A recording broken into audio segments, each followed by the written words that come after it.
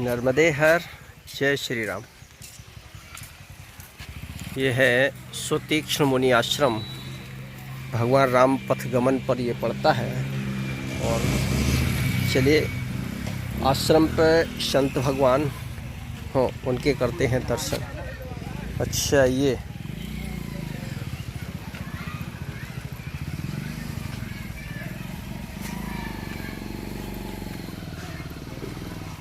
है तपोभूमि सुतीक्ष्ण मुनि की। देखिए ये हैं समाधियाँ साधु संतों की, क्योंकि ये त्रेता युग के ये आश्रम हैं और तब से हजारों साधु संत हुए होंगे। तो उन संतों की कुछ की समाधियाँ भी हैं जो कलयुग में बनी हैं, पहले की तो पता भी नहीं होंगी। ये देखिए आश्रम, ये कुंड, ये कैसा है? अच्छा ये कुंड, ये पानी आ रहा है।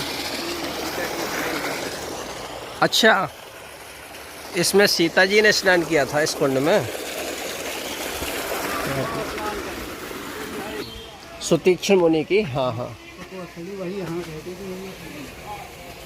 सुतीक्ष्ण मुनि आश्रम। ये है भगवान जहाँ पर तपस्या करते थे सुतीक्ष्ण मुनि जी। चलिए आप लोग क्या भंडारा अंडारा है क्या? नहीं भैया। अच्छा हम लोग भी जा रहे हैं, दर्शन करने के लिए आए हैं। हाँ, दर्शन करने। अच्छा। ये देखिए आधुनिकता को लेते हुए इधर महिला पुरुष के लिए शौचालय वगैरह बना हुआ है। ये गुजवा गांव पड़ता है। जब आप आएंगे सर्वभंग मुनि आश्रम के लिए तो वहीं पास में, वहाँ से लगभग 3 या 4 किलोमीटर दूर सुतीक्ष्ण मुनि का आश्रम है। और ये देखिए आश्रम, यहाँ पर साधु संत, ये शायद आज यहाँ भंडारा वगैरह हो रहा है। ये है संत निवास। और ये है सीतारामचंद्राभ्याम नमः। ये बहुत सुंदर, अरे वाह, ये तो इन मंदिरों की बनावट ही बता रही है कि बहुत पुराने मंदिर हैं बने हुए। ये है सुतीक्ष्ण मुनि जी, उनकी भी यहाँ पूजा होती है। ये हाँ, संत लोग अपना सत्संग करते हुए ये तेज आवाज सुनाई दे रही है। कथा संपूर्ण बोलिए वृंदावन बिहारी लाल की जय। 5 अध्याय कथा आपको मैं सुनाया। अब मैं हवन की तैयारी करूंगा। गौरम करुणावतारम संसार सारम भुजगेन्द्रहारम सदा वसंतम हृदयारविंदे भवम भवानी सहितम नमामि। मंदार माला कुलताय काल कृपाल माला अंकित डांक शेखरा दिव्यम दिगंबराय नमो शिवाचा नमो शिवाय। ये भगवान देखिए, अरे वाह बहुत सुंदर। ये भगवान का बाल रूप यहाँ दिखाया गया है। ये शायद प्रवचन कक्ष है, कथा वगैरह होती है यहाँ पर। 4 घंटा लगेगा, आज भंडारा है।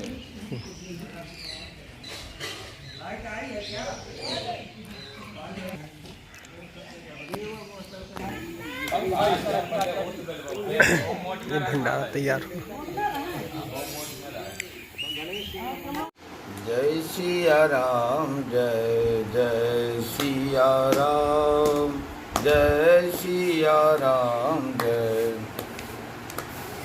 बोलो जय सिया राम, जय जय सिया राम, जय सिया राम, जय जय सिया राम, जय सिया राम, जय जय सिया राम, जय सिया राम, जय जय सिया राम, जय सिया राम, जय श्री सीताराम महाराज की जय।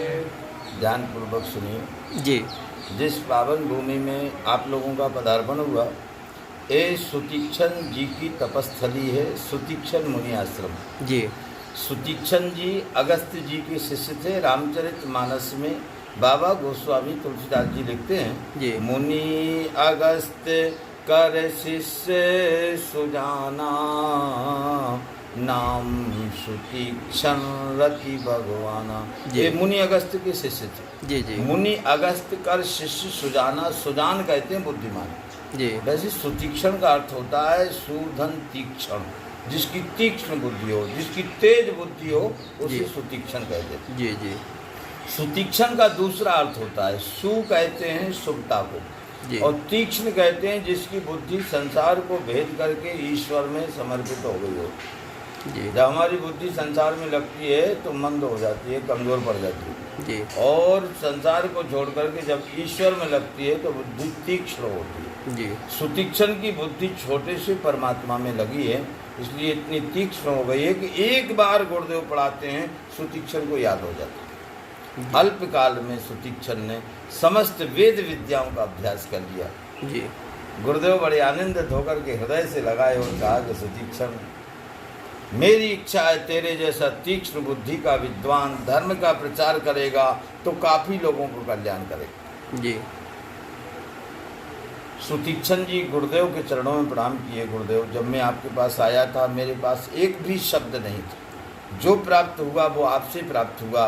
सर्वप्रथम मुझे आपके श्री चरणों में कुछ भेंट समर्पित करने का सौभाग्य प्राप्त होना चाहिए। गुरुदेव, मैं प्रार्थना करता हूँ आप मेरे से गुरु दक्षिणा में कुछ मांगिए। अब उनके गुरुदेव अगस्त्य जी ने आंख बंद करके सुतीक्षण के अंतःकरण को देखा।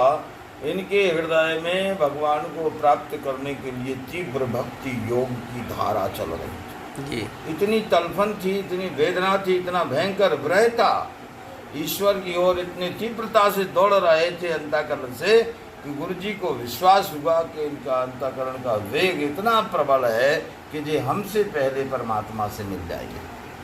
बोले ठीक है, तू गुरु दक्षिणा देना चाहता है, परमात्मा को मुझे दे दे।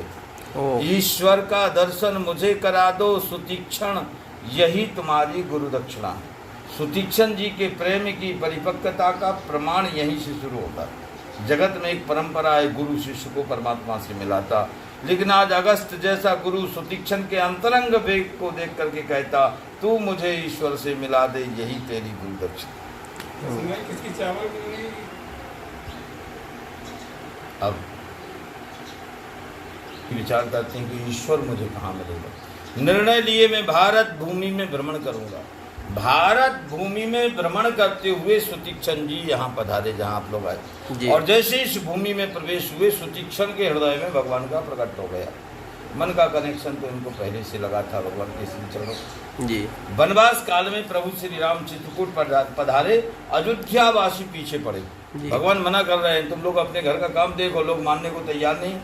अब भगवान विचार करते हैं, कुछ समय में यहाँ और रुका रहा तो ये लोग सब झोपड़ी बना करके यहीं रहना शुरू कर देंगे। अच्छा यही होगा कि मैं यहाँ से आगे बढ़ूँ। प्रभु श्री राम चित्रकूट से आगे बढ़े, अत्रि अनसुईया आश्रम आए। माता अनसुईया, माता जानकी पतिव्रत धर्म के बारे में विस्तार पूर्वक चर्चा की। इसके अनेक सुंदर सी साड़ी माता जानकी जी को भेंट की, जो सर्वकाल में पवित्र बनी रही। उससे आगे प्रभु बने, उससे आगे भगवान बढ़े तो एक बड़ा भयानक राक्षस मिला, नाम था विराध। उसके बहुत लंबे हाथ थे। उसको वरदान था, जब तक उसको अपनी छाया दिखती रहेगी तब तक उसका अंत नहीं होगा। भगवान ने एक बहुत बड़ी गहरी कंदरा में, आज भी विराध कुंड नाम से वो स्थान बड़ा प्रसिद्ध। ये कहाँ पर है भगवान? इसी जंगल में। अच्छा, तो उसको ऐसी जगह भगवान ने पटका जहाँ उसको छाया दिखना बंद हो गई, उसका अंत हो गया। उससे आगे बड़ी शरभंगा ऋषि से मुलाकात हुई जी। शरभंगा आश्रम यहाँ से 7 किलोमीटर। शरभंगा जी कहते, जात रहो बिरंच के धामा, श्रवण सुनी आवत बन रामा, चितवत पंथ रहो दिन राती, अब प्रभु देखे जुड़ानी छाती।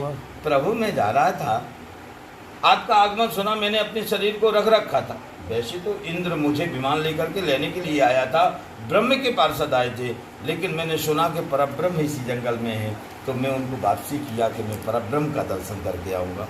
तब से दिनों रात इसी रास्ता को देख रहा था, आज आप मेरे सामने हैं, मैं पूर्ण तृप्त हो गया।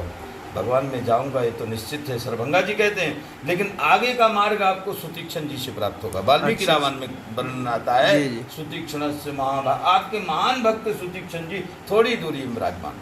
योग अग्नि के द्वारा देह तजी सरभंग, सरभंग ने शरीर का त्याग किया। प्रभु श्री राम आगे बढ़े। अस्थि समूह देख रघुराया, दोनों आश्रमों के बीच में अस्थि समूह पर्वत है, जहाँ हड्डियों के ढेर को देख करके आश्चर्यचकित होकर के प्रभु श्री राम ऋषियों से पूछने लगे, ऋषिराज ये हड्डियाँ एक जगह कैसे एकत्र हो गई? बोले प्रभु आप तो अंतर्यामी हैं, समदर्शी हैं, सब कुछ जानते हैं, हमसे पूछना चाहते? ये साधारण अस्थियाँ नहीं हैं, आपके भक्तों को खा खा करके निशाचरों ने हड्डियों को एक जगह सुखाया है।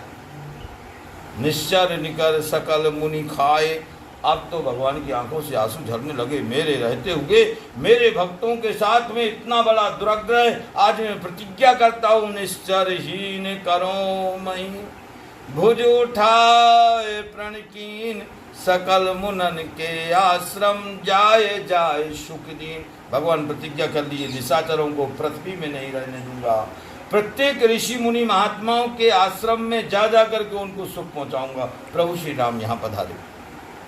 भगवान यहाँ प्रवेश होते हैं सुतीक्षण आश्रम में, और भगवान के मन में एक विचार आता है। जिस महर्षि की प्रशंसा इतने समस्त महर्षियों ने की, सरभंग ने की, वो सुतीक्षण कोई साधारण नहीं हो सकता। भगवान ने मन में विचार किया कि सुतीक्षण से डायरेक्ट न मिलकर के पहले एक वृक्ष की ओट में छुप करके देखता हूँ। तुलसी बाबा लिखते हैं, प्रभु देखें तरु ओट लुकाई, एक वृक्ष की ओट में लुक करके प्रभु सुतीक्षण को देखते।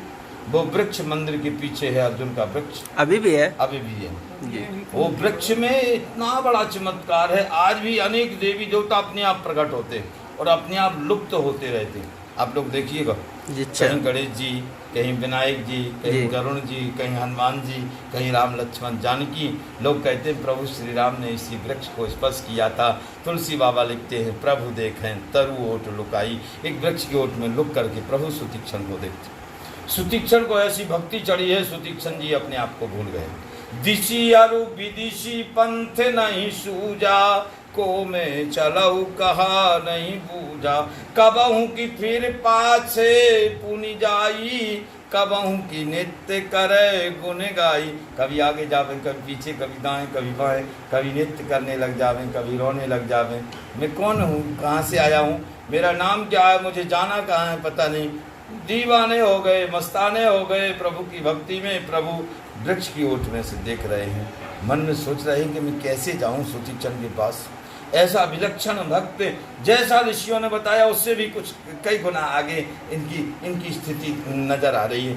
सुतीक्षण के हृदय में भगवान प्रकट रूप में विराजमान है। जैसे उनका चित्त हृदय पे गया, सुतीक्षण जी ध्यानस्थ हुए, प्रभु श्री राम प्रकट हो गए, जगाने लगे।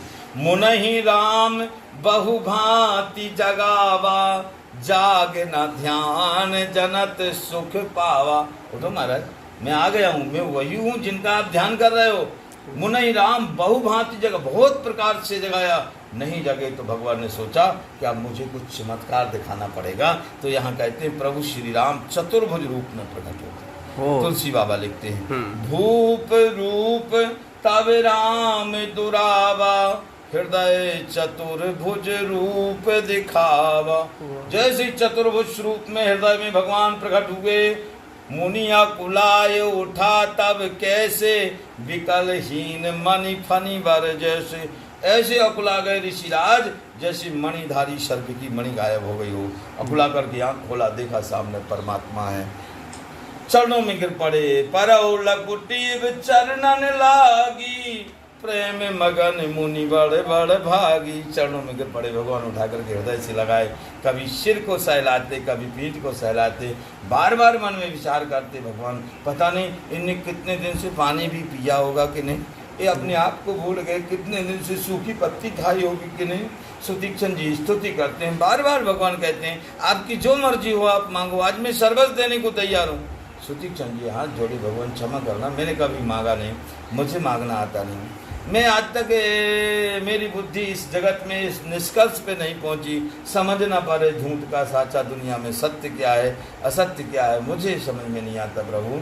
इसलिए तुम ही नीक लागे रघुराई, मुझे मालूम नहीं क्या मेरे लिए ठीक है, लेकिन आपने जो मेरे लिए निश्चित किया हो, जो मेरे लिए उपयुक्त हो, वो मुझे दें। भगवान अविरल भक्ति का वरदान दिए, आपका ज्ञान वैराग भक्ति पुष्ट हो। सुतीक्षण जी गदगद हो गए, भगवान आपने जो दिया उससे मैं धन्य हो गया। एक वस्तु मुझे आपके पास दिखलाई दे रही है जो बड़ी निराशित पड़ी है। सुतीक्षण जी कहते भगवान जब से आपने वरदान दिया मेरा ज्ञान चक्षु खुल गया, और जब ज्ञान चक्षु खुला तो एक वस्तु मुझे आपके पास में नजर आ रही है जो बड़ी निराशित पड़ी है, बड़ी जीर्ण अवस्था में, जिसका उपयोग ना तो आपने पहले कभी किया, ना आज कर रहे हो, ना भविष्य में करोगे, आपके काम की नहीं। अब भगवान देखने लगे मेरे पास तो ऐसा कुछ नहीं, आपको दिख रहा? बोले हाँ भगवान, अभिमान आपके पास निराशित पड़ा, ना तो आपको पहले था, ना आज है, ना कभी होगा, मुझे मिल जाएगा, मेरा काम नहीं। आज से अभिमान जाए जानी भोरे, मैं सेवक रघुपति पति मोरे। मेरा ये अभिमान कभी ना जाए, आप मेरे स्वामी हैं और मैं आपका सेवक। माँ जानकी लखनलाल जी के सहित आप मेरे हृदय में निवास करो। प्रभु श्री राम विश्राम किए, कंद मूल फल लाकर के ऋषिराज ने भेंट किया। प्रातःकाल भगवान उठे और भगवान के मन में एक विचार आया। सुतीक्षण जी का संकल्प था कि मैं भगवान को प्राप्त करके गुरु जी के पास ले जाऊंगा, लेकिन भक्ति मार्ग में इतने ऊपर उठ गए कि अपने आप को भूल गए। इनका संकल्प मुझे ही स्मरण कराना होगा। प्रातःकाल उठे प्रभु श्री राम और कहते हैं ऋषिराज मुझे आज्ञा दें, मुझे अगस्त्य जी से मिलने की लालसा हो रही। सुतीक्षण जी चरणों में गिरे, भगवान जिनका आप नाम ले रहे हो वे मेरे गुरु जी हों, आप बस चलो, मैं साथ में चलूँगा, लेकिन वहाँ चल करके बोलना होगा कि मेरे आने का कोई प्लान नहीं था, मैं नहीं आ रहा था। अच्छा। मुझे सुतीक्षण लेकर के आया। भगवान बोले तो संभव नहीं बाबा, एक शब्द अपने जीवन काल में इधर को उधर करके बोला नहीं। सुतीक्षण जी बोले फिर गुरु दक्षिणा इस जन्म में पूर्ण नहीं होगी, निर्णय आपको लेना है, इस जन्म में पूरा करना है कि अगले जन्म को छोड़ना है। अब भगवान विचार करते हैं, मन क्रम वचन राम पद सेवक, सपने हुआन भरोसे न देवक। मन क्रम वचन से सुतीक्षण जी हमारे सेवक रहे, सपने में भी कभी इनको दूसरे देवता का चिंतन नहीं हुआ। भक्ति मार्ग में इतने ऊपर उठ गए कि अपने आप को भूल गए, इनका कोई भी कर्म दूसरे जन्म के लायक नहीं। भगवान ने निर्णय लिया और कहा कि आप वहीं चलिए, वहीं प्लान बनाएंगे, हमको क्या बोलना, आप लेकर के चलिए। लेकर के गए। अब गुरु जी के दरवाजे में, आश्रम के दरवाजे में भगवान को खड़ा किए, बोले आप यहाँ खड़े रहें, जब मैं इशारा करूँगा तब अंदर आइएगा। गुरु जी के चरणों में प्रणाम किया और कहा कि नाथ कौशलाधीश कुम्हारा, आए मिलन जगत आधारा। गुरुदेव जगत के आधार, जगत के नेता, जगदीश्वर आपसे मिलना चाहते हैं। अब गुरु जी ने देखा ये तो परब्रह्म को लेकर के आ गया, अपने शिष्य को हृदय से लगाया। भगवान ने जाकर के प्रणाम किया जी, और भगवान को मंचासीन कराया गया। भगवान की 16 प्रकार से अगस्त्य जी ने पूजा की। बोलो श्री सीताराम नाम महाराज की जय।